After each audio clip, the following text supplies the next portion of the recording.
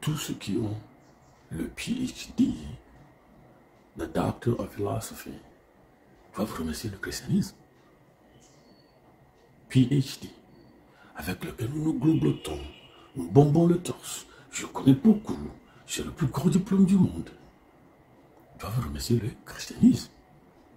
Au Moyen-Âge, c'est-à-dire du 5e au 15e siècle, le PhD, le Doctor of Philosophy, c'était le plus petit cadet des doctorats. C'était le plus petit degré des doctorats, ou le plus petit doctorat. Et le mot docteur vient du mot latin docere. C'était la désignation la plus prestigieuse et hautement respectée, respectable, qui a été conférée aux théologiens chrétiens. Vous suivez, non? Le docteur était la désignation la plus prestigieuse et hautement respectée, respectable, qui était conférée aux théologiens chrétiens au Moyen-Âge, 5e au 15e siècle. C'est-à-dire quoi? Les érudits, les cerveaux, les têtes étaient des chrétiens. Alors, quel était le premier diplôme? Le premier diplôme était appelé THD, THD, Doctor of Theology. Le docteur en théologie, c'était le premier diplôme, c'était le patron des diplômes. Pas le PhD, mais le Doctor of Theology. C'était le baron de la connaissance. Parce que, comme on dirait au commencement, était le THD, le Doctor of Theology. Mais il y a aussi des docteurs en ignorance, la Bible en parle. Il y a des doctorants en ignorance. Mais aussi, le deuxième diplôme, c'était LLD, le Doctor of the Law, les juristes. Oui, le patron de la jurisprudence. Code pénal, code civil, gazette du palais, les Dalloz, avant les Carapalo, les Lombroso, du droit criminel. Le LLD, le Doctor of Law, oui. On va chanter la chanson de Livre qui dit code pénal, juge-moi si tu veux, si tu peux. Pas de woman right, dis-moi où es-tu? Tu fais un gros roman que tu nommes code pénal, que tu nommes code pénal, que tu nommes code pénal. Ici, c'était des gens qui cherchaient premièrement le royaume de Dieu et sa justice. La justice de Dieu. Le respect de la dignité humaine, de la sainteté de la vie. Où on traite chaque individu en tant qu'imago Dei, où il y avait une cour de conscience. Regardez les juristes poser la question, est-ce que leur conscience est en paix? Lorsque juriste, sa conscience n'est pas en paix, n'est pas un bon juriste. C'est un partisan juriste. Mais donc au Moyen-Âge, le droit divin a prévalu. Du moins chez les Européens. Même s'ils vont faire la colonisation après. Et même là, vous allez voir que la colonisation française et anglaise est différente. L'assimilation semi-directe et l'assimilation directe, cause, il y avait des docteurs de la loi qui savaient qu'il faut respecter les cas humains en tant qu'imago Dei, les juristes. Est-ce que votre conscience est passée par la cour de la conscience? Oui, donc la conscience est appelée le gendarme de Dieu en homme. C'est pourquoi Jean-Paul Satan pouvait s'écrier conscience ou conscience, la voix infaillible de Dieu. Alors, les juristes, est-ce que la conscience, la cour de conscience de Dieu en vous est passée par la conscience de Dieu? La vérité. Je sais que, même en faisant du bien, même en disant de la vérité, et on peut souffrir de ce qu'on appelle la dissonance cognitive. De fonder, pourquoi est-ce que j'ai dit ça? Je pouvais avoir fait ça autrement. Non, non, non, non. La conscience, la voix infaillible de Dieu en l'homme. La vérité, c'est la vérité. Où qu'elle se trouve, où qu'elle se dise. Tout ça. Il y avait la LLD, Doctor of the Law. Et le troisième diplôme, c'était le MD, le Doctor of Medicine. Le troisième diplôme, c'était ça. MD, Doctor of Medicine. Bon, ils ont toujours gardé ça. Mais donc, après, THD, LLD, MD, vient alors le PhD. C'était le cadet. Pourquoi c'était THD qui était le premier diplôme? Parce que la théologie était la mère des disciplines. La théologie était la reine des disciplines. Au Moyen-Âge, en Europe, du 5e au 15e siècle. Vous vous demandez pourquoi l'Europe est développée, on vous raconte des choses, mais c'était ça. Donc, les trois instances de la philosophie d'Auguste Comte, l'état théologique, après l'état métaphysique et après l'état positif scientifique. Mais c'était l'état théologique. Tout était théologisé. Dieu en tout et pour tout. Et en tout. Donc, on réfléchissait d'une autre manière. C'est comme ça que la Renaissance a lieu. Et nous sommes arrivés dans le siècle des Lumières. Il faut réfléchir d'une autre manière, il faut cogiter. On est sorti des dogmes antiquités. La merde est discipline. Donc, les dimensions de la transformation, les dimensions cognitives, c'est-à-dire les croyances, la dimension affective, c'est-à-dire les sentiments, et la dimension évaluative, la morale de notre croyance. On a commencé par développer la sainteté, la justice, et respecter le libre arbitre.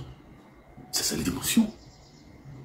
Mais au niveau, les niveaux culturels de la transformation, on a commencé par réexaminer les croyances, le comportement, les rituels. Mais c'est le christianisme qui a fait ça. Alors, pendant ce temps, on parle alors THD, Doctor of Theology. Alors, on dit 5e siècle au 15e siècle. Mais suivez. Les gens disent, oui, c'est les Blancs qui ont apporté le christianisme. Non, les Africains, c'était ça. Vous savez, quand vous dites ça chez les Blancs, ils se moquent de nous. Ils disent, voilà des historiens qui ne connaissent pas leur histoire. Au 2e siècle déjà, le christianisme était en Afrique. D'ailleurs, le nord de l'Afrique était habité par les Juifs qui ont quitté l'Égypte. Je vous donne un exemple. Ouvrez votre livre, Bible, Nouveau Testament, Matthieu, Marc. Marc et sa famille vivaient en Cyrène. Actes chapitre 2. Ceux qui sont venus de la Libye et de la région voisine de la Cyrénaïque. Mais aujourd'hui, la Cyrène se trouve dans la Libye. Marc, qui est l'auteur de l'évangile selon Marc, sa famille venait de la Cyrène. Et donc, à 5e siècle, Verta, il y a eu des problèmes politiques. C'est comme ça que la famille de Marc a quitté la Cyrène pour aller dans la Palestine, qu'on a fini par diviser en deux, pour faire Israël aussi, en 1948, par les Nations Unies. Mais où était Israël avant 1948? C'était en Afrique. Alors, Marc, qui est l'auteur de l'évangile selon Marc, vient de l'Afrique. Et suivez. En Jérusalem, là où Jésus a prié, là où il a prié, on a fait la communion, et voici la coupe, le sang de la nouvelle alliance. Mais c'était dans la maison de la maman de Marc. Et d'ailleurs, Marc était le secrétaire de l'apôtre Pierre. Marc était l'interprète de Pierre. Donc tout ce que Pierre a écrit était écrit par Marc. Les Africains, vous suivez? Alors, lorsque vous lisez Peter Harrison, le territoire des sciences et des religions, quand vous venez à la faculté de théologie, le plus grand diplôme, THD, vous étudiez d'abord ce qu'on appelle les choses immuables et muables. Les choses changeables et inchangeables. C'est ce qu'on appelait la philosophie naturelle. On étudiait ça à la faculté de la théologie en Europe médiévale. Après ça, les choses immuables sont associées alors à des objets matériels. C'était ça là où les mathématiques. Vous venez à la faculté de théologie pour votre diplôme de THD, Doctor of Theology. Vous étudiez d'abord les choses immuables et non immuables. La philosophie naturelle. Alors après, vous allez étudier les choses immuables plus les objets matériels. C'était ça les mathématiques. Après ça, on va vous associer les choses irrationnelles, spirituelles, des choses comme ça. Oui, la divinité. Alors, vous venez à la faculté de théologie pour avoir le THD, premier niveau. La philosophie naturelle, c'est-à-dire les choses mouvantes, changeables, muables. Vous connaissez Deutéronome 29, verset 29. Et les choses visibles sont pour les hommes. Il faut les étudier. Ça, c'est le niveau 1 de votre THD. Niveau 2, vous avez les choses immuables plus la matière. C'est ça qui fait les mathématiques. Niveau 3, les choses immuables moins la matière. Les choses immuables moins les objets matériels. C'est ça la théologie. Autrement dit, Deutéronome 29, verset 29, les choses visibles sont pour Dieu. sont pour les hommes et les choses invisibles sont pour Dieu. Maintenant que nous avons fini d'étudier les choses visibles, il faut étudier les choses invisibles. La théologie. THD. Alors, il faut alors attendre ce qu'on appelle les âges modernes, les temps modernes. Les temps modernes, c'est quoi? C'est du 16e siècle au 20e siècle. Ils sont modernes. Avant qu'on ne commence pas à entendre parler de Emmanuel Kant, son célèbre mythe de la caverne de Platon. Oui, c'est le 16e siècle. C'est-à-dire quoi? 1600 ans après Jésus. Mais déjà au 5e siècle, 500 ans après Jésus, la mère des disciplines, c'était la THD, la théologie. Vous commencez par la philosophie naturelle, vous étudiez les mathématiques et vous embrassez la théologie. Qu'est-ce qu'il enseigne aujourd'hui? Des inutilités, des inutilités. On va voir Emmanuel Kant. Vous connaissez les maximes d'Emmanuel Kant. Fais tout ce que tu peux, advienne que pourra. Il ne faut pas attendre les gens. Fais tout ce que tu dois faire, advienne que pourra. Elle dit non, si je fais non, non, non. Fais tout ce que tu peux faire, advienne que pourra. En 1787, lorsque Kant va publier les traités des facultés ou les conflits des facultés, le débat va commencer. Est-ce que la théologie est une science ou ce n'est pas une science? Est-ce qu'on doit incorporer la théologie dans les facultés ou sortir la théologie des facultés? Et on l'a sorti et vous connaissez les conséquences. Non, en 1798, Emmanuel Kant, dans le conflit des facultés, va dire les 4 grandes facultés, les facultés principales, fondamentales, à savoir la philosophie, le droit, la médecine et la théologie doivent être subdivisées. Kant va dire, mais il faut qu'on supplante la faculté de la théologie avec la faculté de la philosophie, parce que les données théologiques, les études des philosophiques ne peuvent pas être soutenues par un raisonnement rationnel. Mais est-ce que Kant a raison? Quand on dit Dieu est devenu chien, est-ce que ce n'est pas rationnel? C'est plus philosophique que philosophique. Au commencement était la parole était Dieu, la parole est devenue Dieu, il est devenu une chair. Mais ça c'est plus philosophique que philosophique. Mais dans le conflit des facultés, en 1798, Kant a demandé que la faculté de philosophie prenne le dessus sur la faculté de la théologie. Ils ont fait ça. Vous connaissez les conséquences.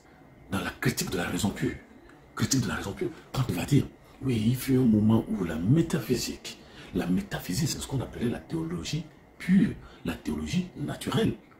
La métaphysique qui était, la théologie naturelle qui était la reine de toutes les disciplines, Emmanuel Kant va dire, ça n'a plus sa valeur d'être.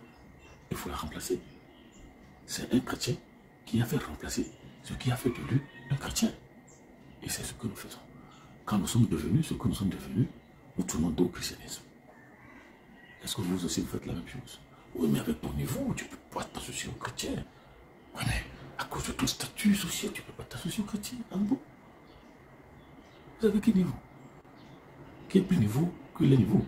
Mais ce que nous disons, au Moyen-Âge, le PhD, avec lequel nous fanfaronnons aujourd'hui, nous faisons le bling-bling académique intellectuel, le PhD, avec lequel nous faisons le farotage universitaire, était le cadet des diplômes, chapeauté par le ThD, the Doctor of Theology. Qu'est-ce qu'on nous a fait? Au revoir.